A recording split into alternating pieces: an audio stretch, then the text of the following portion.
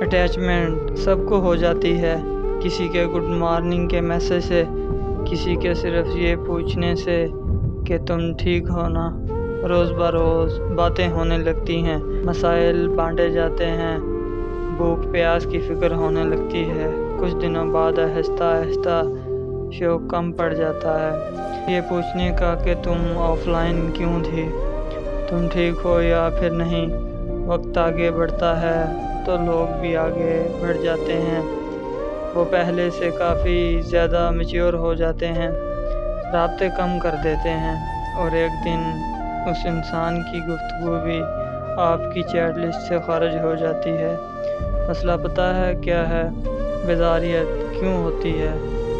کیونکہ آپ ایک دوسرے کو بہت کم وقت میں بہت زیادہ جان لیتے ہیں۔ کھانے پینے کا شوق، سونے جاگنے کی روٹین، زندگی کے دکھ درد، سب کچھ پتہ ہے کیا کرنا چاہیے۔ جب کوئی ہاتھ پکڑائے تو اس وقت صرف اس کا ہاتھ پکڑنا چاہیے، ہاتھ کی جگہ پورا اس کا بازو نہ کھینچا کریں۔ کوئی لاکھ دفعہ کہے کہ آپ ہمیں بہت اچھے لگتے ہیں، شکریہ کہہ کر بات اسی وقت ختم کر دیں، اس کی بات کا دل پر اثر مت لیں۔ اس تجسس سے متاثر ہوتے ہیں جو انہیں آپ کو کھوجنے کا ہوتا ہے۔